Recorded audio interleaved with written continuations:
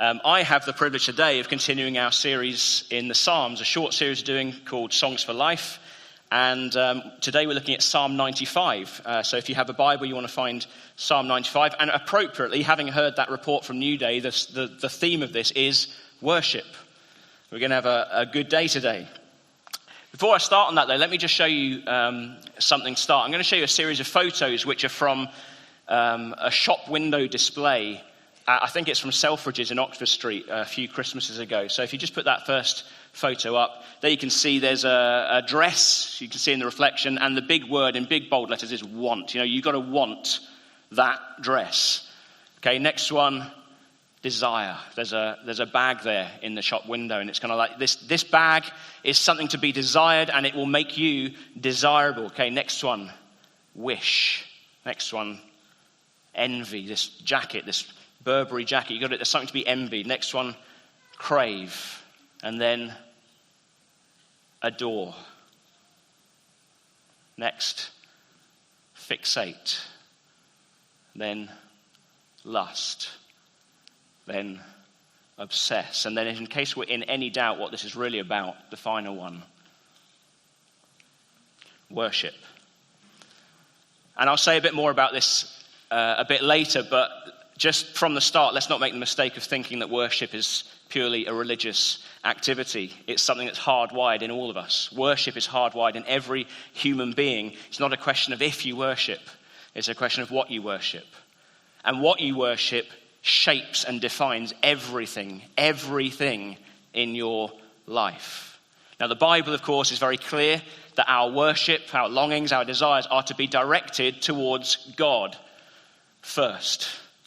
We're to direct it all towards God. And Psalm 95 tells us a lot about what worship is really all about. The focus of this psalm is on corporate worship. So when we gather together to worship like we are today. But it tells us a lot. It's very instructive about what worship is and also what's important in worship, how we worship well. So I'm going to start by reading the first half of the psalm, and then we'll come to the final few verses at the end. So from verse 1, it says this: Come, let us sing for joy to the Lord. Let us shout aloud to the rock of our salvation. Let us come before him with thanksgiving and extol him with music and song. For the Lord is the great God, the King above all gods. In his hands are the depths of the earth, and the mountain peaks belong to him. The sea is his, for he made it, and his hands formed the dry land. Come, let us bow down in worship. Let us kneel before the Lord our Maker, for he is our God, and we are the people of his pasture, the flock under his care. So what does this tell us then about worship? First of all, what is worship? What is worship? Well, here's how Tim Keller, a New York pastor, defines worship. He says worship is the act of ascribing ultimate value to something and engaging your whole person, your entire being, as you do it. So you've got these two things: ascribing ultimate value to something and engaging your whole person in that process. And we see both of those aspects in this psalm, in Psalm 95. So let's talk about the whole person first. When you worship, whatever it is that you're worshiping, your whole being, for it to be worship, your whole being is engaged in this process. Your will, your mind, your body, and your heart. The whole being. So first of all, the will. In this psalm here, there's a very clear invitation from the psalmist, the writer of the psalm, to make a decision to worship God. Verse 1 says, come, let us sing for joy. Verse 6 says, come, let us bow down and worship. The psalmist is saying, come on, let's do this. Let's do this. Let's worship God together. Worship of God, actually worship of anything, involves engaging the will. But in this case, he's particularly talking about worship of God. He's saying, make the choice. Make the choice now to put God above all other things that are competing for your attention and for your worship. Make the choice to worship God regardless of how you feel or of what is going on in your life. Now, we live in a very feelings-driven culture, so some people might say to that, but isn't that a bit dishonest? Isn't that a bit lacking in authenticity to worship God when you don't really feel like it? No, it's not, because you choose to worship God because it's right. You choose to worship God because of what is true. You do it out of recognition of who God is and who you are, that he is creator, I am created, and that I get to come into his presence. I'm allowed to come into the presence of a holy God because he gave his life for me, and so I'm going to worship him. I will worship him regardless of how I'm feeling. That truth doesn't change whether you're feeling it or not. The truth remains the same. And it's often the case that we need to act and then let our feelings catch up. Not the other way around. We live in a culture that's driven by feeling, but actually it's often we need to act first and let our feelings catch up. Just imagine if we did live our lives purely driven by how we felt. I'm guessing that many of us some days don't feel like getting out of bed. But we do get out of bed because that's the right thing to do, and because if I don't, that will have negative consequences for my life because I'll end up losing my job. Or I don't feel like tidying the garage or doing the garden. I really don't like doing those things. I really don't. And I often leave them for far too long. But in the end, I make the choice to do it because actually it makes me feel a lot better. When I've done it, I walk into the garage and it's tidy and neat and I smile. I might be strange, but it makes me happy. Order makes me happy. I like it. Worship is first of all a choice. It's an act of the will. I am going to worship God even when I'm not feeling it. For some of you, that might be the one thing that you need to hear today. The one thing you need to really grab hold of and hold on to. I'm going to worship God because he's worthy. Because it's right. Because of what is true. Not because of what I'm feeling. So your will is involved. Your mind is involved in worship. Just have a look at what the psalmist is doing. Verses 3-5, he says, "For the Lord is the great God. He's the great king above all gods. He's worth more than all the other gods people might worship. In his hands are the depths of the earth, and the mountain peaks belong to him." Everything is in his hands. The sea is his because he made it. His hands formed the dry land. Verse 7 then says, "For he is our God. We are the people of his pasture." That's who he is, and this is who we are in him. We're the people of his pasture. We're the flock under his care. The psalmist he's talking to himself. He's reminding himself who this God is. He's the great God. He's the shepherd. He reigns over all. He's the maker. We're his people.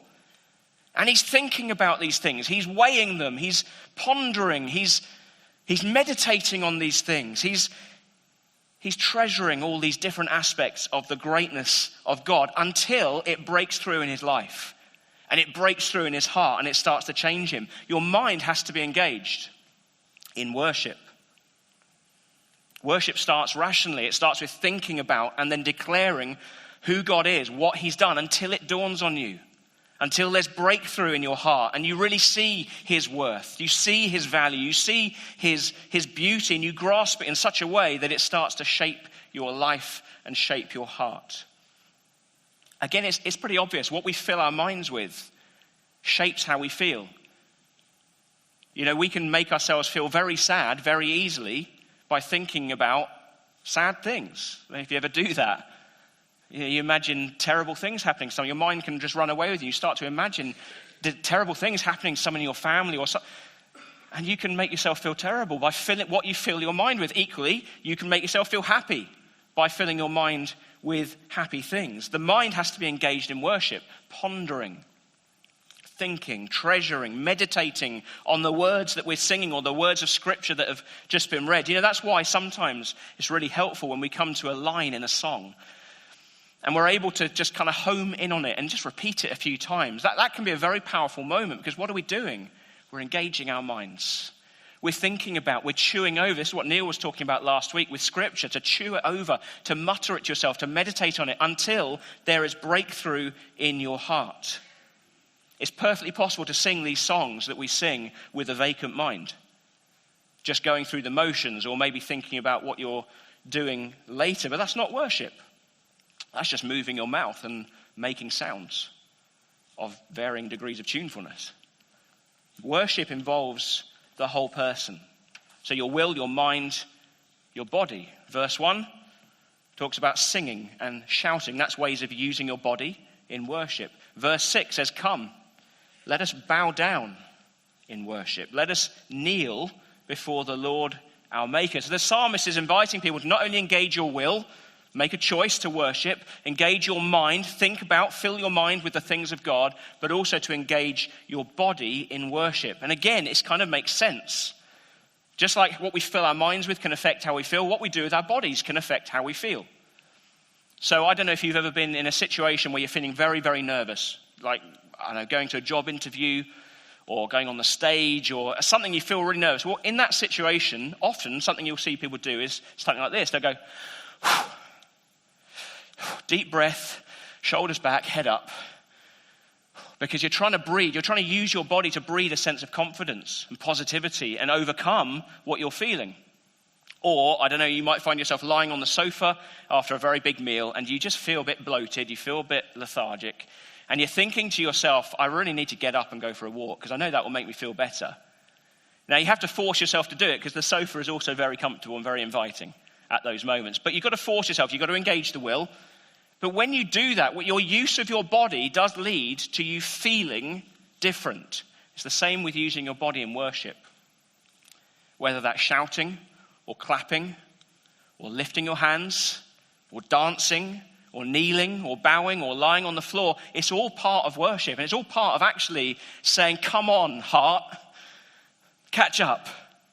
I need to worship God with everything I have. Now, of course, this isn't prescriptive. Just because some people raise their hands doesn't mean you have to raise your hands. Just because some people might kneel doesn't mean you have to kneel. Just because some people might dance, I'd plead with some of you not to do that. Myself included. It wouldn't be kind on anybody. But we do all have bodies that we can and we should use in worship. Now, I would suggest there are certain ways of using our body. There are certain postures that are not helpful at all in worship. So that kind of thing, hands in pockets, head down, or, it says something, doesn't it? It kind of sets a tone. Or, I do see people, how great is our God? Sing with me, how great is our God? You can't sing a song like that. Well, you can, but if you're engaging your mind in worship, you're doing when you sing a song like that, you're doing what the psalmist is doing. You are reminding yourself of who God is, of who you are, of what he's done. And, oh God, you are great. How great is our God? And it might bring this sense of celebration and just awe and victory. And your body can reflect that in ways that are appropriate for you. You might not be the most demonstrative type. You might not be the kind of leaping around and dancing. But your body will follow your body. And you can use your body to bring that as well. You can't do it like this. Or it might be a sense of reverence and awe. And you just want to kneel before him. Do something with your body. Engage your body in worship. For you, it might be as simple as, I'm going to close my eyes. That's using your body. I'm going to close my eyes to block out distractions so I can really focus on God. Let's engage the whole person in worship. Your will, your mind, your body, and your heart. Your emotions. It is an emotional thing, and it should be an emotional thing. The psalmist says, come, let us sing for joy to the Lord. Sing for joy to him. He talks about thanksgiving and shouting aloud and extolling him. These are emotional responses. It should be an emotional thing when we worship God. And of course, sometimes we might come to a gathering like this, and those emotions are there. They're already there because, I don't know, something might have happened in the week that's just been fantastic, been amazing. God's done something incredible. Or before you've come, you've been reading scripture, and it's just, God, you're so good. I'm here. I'm ready. Come on, let's go. I need to worship him. But I would suggest it's more often the case, like I said before, that our hearts need to catch up with us, engaging our will, our mind, our bodies. So I have a very distinct memory of, I'd been in France for the best part of a year, part of my university course. This was several years ago now. And I hadn't been going to church when I was in France, and I hadn't really been living a particularly godly life. And I remember coming back here, to church here, and feeling cold. I just felt dead, and I didn't feel at home. And for me, that was a shock, because this was home. It was a real shock. It really shook me. And I remember very distinctly making a decision at that moment. Because, why did I make a decision? Because I knew where I had been with God. I knew what it was to be close to God, to have a good relationship with God, and I knew where I was now. And I wanted to be back there. I didn't want to be here anymore. I wanted to be back there. So I made a decision. I decided I'm going to go to every possible worship meeting I can. I'm going to be there on time, because I don't want to miss any of it. I don't want to miss the opportunity to worship God together with his people. I'm going to be there, and I'm going to lift my hands in worship whether I feel like it or not. I remember deciding to do that, and you know what? God moved in it. Because I decided, because I knew I wanted to be back there, he moved in it. He warmed my heart. He softened my heart. He drew me close to him. I found myself back in a place in a good relationship with God again. But I had to choose. I had to use my body. I had to engage my mind in that. Every part of the body needs to be engaged in worship for it to be worship. You know, you can believe in your head that what the Bible says is true, but maybe it never leads you to shout for joy or to see the beauty and see the majesty of God, because worship's a lot more than just believing in your head. Or you might be a very emotional person, you might be a very bubbly person, but maybe it never actually leads you to bow or kneel or submit to God, and so it never changes you. Or you might sing enthusiastically with your hands in the air and all the rest, but your mind's not engaged. It's not worship. You need all of it together for it to be worship.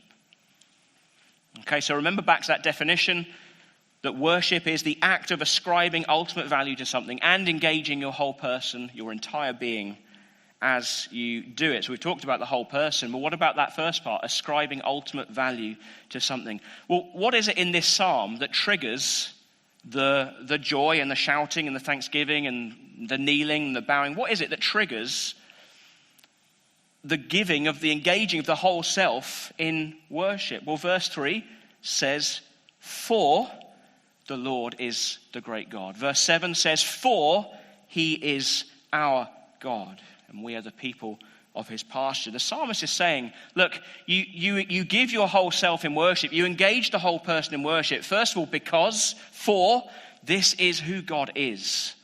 He's worthy. This is who God is. But then in the act of doing that, in the act of giving our whole selves in worship, we're also declaring that this is who God is. That he is the great God. He is above all other gods. He's above everything else. There's nothing that compares to him. We are ascribing ultimate value to God. Not that in us ascribing value means he's more valuable. We ascribe it because he is. Because that's what's true. We ascribe ultimate value to God. As I said at the beginning, everyone worships something. Everyone worships something. Everyone ascribes ultimate value to something. Everyone builds their life or sets their heart or sets their hope on something. Everyone lives for something. You have to. You have to find your meaning in something as part of being human. But the human heart is such that we tend to look for that sense of meaning and purpose, significance in all sorts of things which may be very good in themselves, like our career or our families, a relationship, or maybe having money or whatever it might be, achievements, rather than looking where we're meant to find it, which is in God. You know, if there's anything about which you can say, if I could just have that, then I'll be happy. Then my life will be worth something. If I could just have that much money, or if I could just have that relationship, or that job, that promotion, or a family, whatever that is, that's what you worship. Because that's what consumes you. It consumes the whole of you. And what you worship shapes you. You will be shaped by whatever it is that you're worshiping. The word itself, worship, comes from Old English, worth-ship, or worth shape. Worth shape, with this sense that you are being shaped by the worth that you put on something, or where you choose to place worth. You align yourself with what you worship. It's like those brands that I showed at the beginning. What is a brand trying to get you to do? It's trying to get you to align with them, because that brand stands for. a set of values or a certain type of person. And it's saying, identify with us, be one of us, align with us, because if you buy our clothes and wear them, then you're this kind of a person. What you worship shapes your life. And the psalmist is saying, no, align yourself with God. Find your meaning in him, only in him, because actually he is the only valid object of human worship. Only he can take it, only he is worthy of it. He's the only valid object of human worship. So if you want to live a transformed life, you've got to transfer your worship from whatever it's focused on now and give it to him. Focus it, direct it towards him. Let me illustrate it like this. Imagine a woman who inherits a piece of jewelry from her mother. And, it's a nice piece of jewelry, but it doesn't strike her as particularly special. Maybe it's not to her taste, and so it gets kind of chucked in the back of a drawer or stuck on top of a wardrobe. Until years later, she finds it again, blows the dust off, and thinks, well, I might as well take it to a jeweler just to see if it's worth anything. And so she takes it to the jeweler looks at this thing, and he takes an initial look, and then his face changes. And he starts to get a little bit excited, and he then gets his little eyepiece thing, and he sticks that in, and he's looking at it more closely to see how it's cut, and the refraction of the light, and all those kind of things. And his face changes again, and his eyepiece drops out, and he starts to sweat a little bit, and he takes this jewel back into his office where he's got other instruments that can, assess this thing further. And as he's doing this, he starts to realize that this thing that he's holding in his hand is worth more than all the jewelry he has ever sold put together. And he brings this thing back through, and he's trembling, he's sweating, because he realizes what he's holding. He's shaking, he's excited. His whole being is being engaged by the worth of this thing that he's holding. He is being shaped by the worth of it. She's not yet. And so what's he going to do? He's going to evangelize her. He's going to tell her what she's got. He's going to say to her, because you have this thing, because you own this, you are now more wealthy than you could possibly dare imagine. And when that truth finally dawns on her, it'll probably take a little while to sink in, but when it does, that's going to shape and change her whole life, the whole of her life. Lots of people have a belief in God. And many people actually profess a belief in God and the truth of the Bible, and they come to church as well, but with absolutely no change in their life. Nothing different about them from anyone else in the world. Nothing to distinguish them. Nothing to say, this person belongs to God. This person follows Jesus. It's a kind of a chameleon existence where you just blend into whatever context you're in. Now, if that's you, it's because for you, God is a bit like that piece of jewelry that's been chucked to the back of a drawer. He's there. You have him in your life, but you have absolutely no sense of his value. You have no idea of his worth and his beauty and his majesty, his glory. We must learn to worship God, to ascribe ultimate value to God. Realize what we have in our hands. Realize what this jewel is, how precious this is, and get our sense of meaning, significance, and purpose from God. And then let everything else, career, family, relationships, take their rightful place behind him. Because if you worship something more than God, if you worship something other than God, ultimately it will destroy your life. It will. If you live for the approval of others, if that's where you find your worth, in the approval of others, well, when you receive criticism, it's not just going to be a bit hurtful, it will devastate you. It's like the rug's been pulled from under your feet. Or if you live for achievements and success in your career, well, what if you lose your job? Losing a job is not a pleasant thing for anybody. But for you, if that's what you live for, it will be devastating for you. It will ruin you. When we lose a loved one, that's obviously something which is extremely, acutely painful. It's really painful. It's not something you just get over. But if we're living for a relationship or for our family, if that's the thing that we actually ascribe ultimate worth to, it won't just be painful. It will absolutely destroy you. It will destroy your life. And the psalmist is telling us, no, only God is a valid object of your worship. Only God. But here's the thing. When we truly worship God, when we truly give our worship to God, we become more like him. We change. He changes our hearts. You know, the reason for talking about this today is not so we can just all have a good knees up together and, encourage you to try harder with your singing so that we can all come away thinking we've had a really successful meeting. No, it's about the presence of God. Coming into his presence. Now, of course, there's a sense in which we're always in his presence, but it's coming into the immediate, tangible presence of God. Verse 7 and 8 says, today, if you hear his voice, do not harden your hearts. He's just been talking about worship and worshiping God and who God is. And then he says, now if you hear his voice, because it's in worship that you are far more likely and you're far more able to hear God speak. You come into his presence. You encounter him. He changes us. He softens our hearts. Our lives start to get aligned with him and his desires and what his priorities. And then all those good things in our lives, our career, our relationships, our families, and our perspective on all those things, actually it's all the richer and all the healthier for that repeated act of ascribing ultimate value to God. When we worship God, it just enhances the value of all those other things that are valuable to us. It's not about a meeting. It's about life change. It's about encountering God. So ascribing ultimate value, engaging the whole person. How do we do it well? How do we worship God well? The first thing we've got to understand is the importance of corporate worship. Worshiping in community. Psalmist says, come, let us worship. Let us sing. Let us shout. Let us bow. Let us kneel. He's our God. We are his people. It's all corporate. It's all community. It's all together. It's not to replace individual worship and devotional times. That's really, really important. But corporate worship is essential. It's essential. Let me illustrate it like this. C.S. Lewis was part of a group of 3 friends. There was himself, Charles, and Ronald. Very close circle of friends, but Charles died. And C.S. Lewis said this. He said, in each of my friends, there is something that only some other friend can fully bring out. By myself, I am not large enough to call the whole man into activity.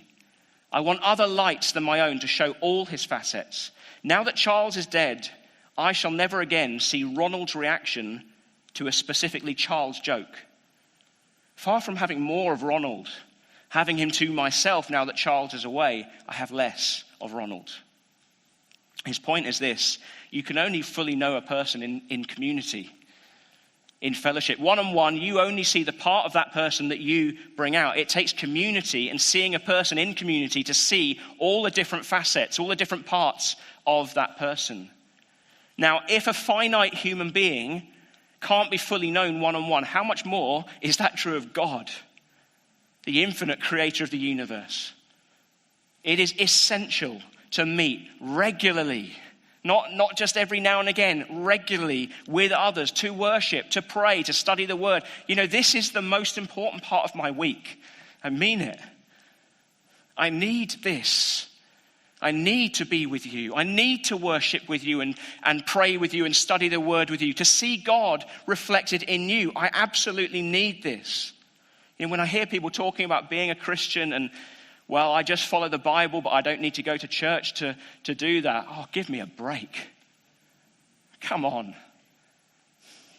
You will end up with a God that is suited to you, which is no God at all. You end up with a God conformed to your image, cardboard cutout God who can never challenge you. You get a distorted, small view of God, and that doesn't bring any change in your life. Now, if you read and follow the Bible, you can't help but come to the conclusion that God wants you in community. That the church, as imperfect as the church is Jesus' idea, and it's his passion. It's his passion. It's his radiant bride. He gave himself for his church, and he builds his church. He's designed you to be in community with each other. He's designed us to be together, to meet regularly with others who worship the same God as you. And so I would just say this: don't miss out on corporate worship lightly. Don't miss this lightly. It's too important for that. So the first thing in worshiping God well, do it in community. Second and final thing, do it from a place of gospel rest.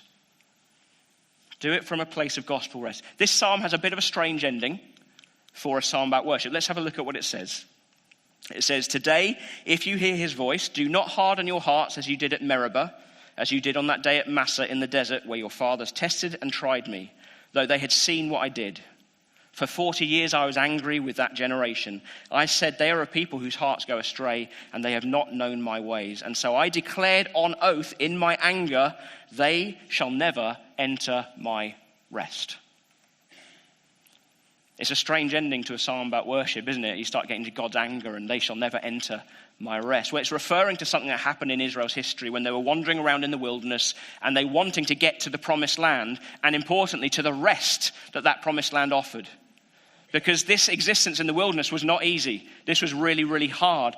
Because whenever it was time to move on, you effectively had to load everything up on your back. You're carrying your whole life on your back, and off you go, and then set down again, then move on again. It's hard, and they were burdened, and they were weary. But because they didn't listen to God, they hardened their hearts, and they didn't listen to God. 2 examples specifically given here in Meribah and Massah, but there were lots of other occasions where they were disobedient to God. Then the entry to the promised land was delayed.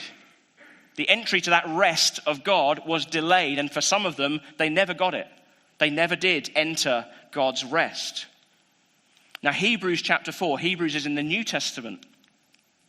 Hebrews chapter 4 also refers to that time in Israel's history, but it implies actually that the burden the Israelites carried and the rest that they were hoping for are symbolic of a greater burden and a greater rest that is available.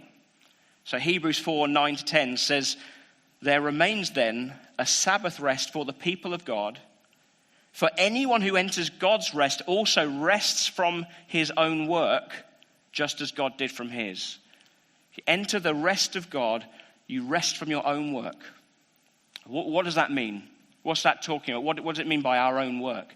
Well, there's a problem that often we still have, that we're still burdened by. Sometimes it can still be like we're carrying our lives on our backs when we think that we're saved by our works, by our own work, by the things that we do, by our performance.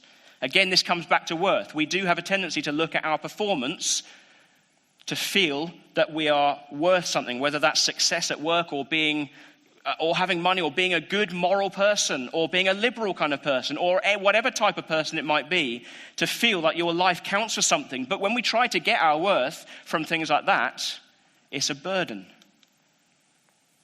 When we look to our work, our performance for our worth, it's a burden, because actually it's like carrying your whole life on your back, because you're never really sure if you've done enough. Have I got enough money? Have I been a good enough person? Have I lived a good enough life? The only way to enter that ultimate rest that God offers and to be freed from that burden, to be freed from our works, is through the gospel. And it's a gospel of grace. So here's the gospel. This is the gospel. Jesus came and he died for you to pay the penalty for your sins. But in doing so, he suffered horrifically, and he lost everything. He gave everything. The cost for him was infinite and way beyond what we can possibly imagine. Why did he do that? Why would he do something like that? Well, Isaiah 53 describes the suffering servant, Jesus. And there's a line in there that says, he will see the results of his suffering and be satisfied. He will see the results of his suffering and be satisfied. What does that mean? It means that Jesus looks at everything that he gave. He looks at what it cost him. He counts the cost. He weighs it up. But he sees that the results of this are so valuable that it was worth it. He looks at something and says, look at the value of that. Look at the worth of that. It's almost like he's being shaped by the worth of something. He was moved by the worth of something to come and suffer and die and give everything he has. So what is that? What is that thing that he looks at? What is it that he has now that he didn't have before? What are the results that he sees that makes his sacrifice so worth it? It's you. It's me. Hebrews 12 says, for the joy set before him, he endured the cross. What was the joy that was set before him that made him do this? It was you. The joy of having you. Because he didn't have you before. Now he does. The joy of being in relationship with you, of knowing you and you knowing him. See, make no mistake here. Understand this. You are so precious to him. You are God's treasured possession. You are like that priceless jewel to him. Jesus treasures you so much. He loves you. He adores you so much that he was willing to give everything for you and think that it was worth it. And when you get that, when you see it, when you see how much he treasures you at infinite cost to himself, then you will really start to treasure him. When you get this, when we get this deep down into our hearts, this revelation, and it is a revelation, then you will really start to worship him. When you get a glimpse of his love for you, it's like the burden falls off your back. You enter his rest, the glorious gospel rest of knowing that you are accepted and loved purely because of what he has done. And you no longer have to strive and search for your sense of worth in your own performance, in your own works. You just look at what Jesus has done. And that's worship. And now we have an opportunity to do that, to do just that, to look at what Jesus has done. First, through breaking bread together, and then through sung worship. So come on, church. Let's do this. Let's worship him. Decide, make a choice now. Decide now. I'm going to worship you. I'm going to worship you. Fill your minds with the things of God. Hear his voice. Come into his presence. Respond to him and let him fill you and change you.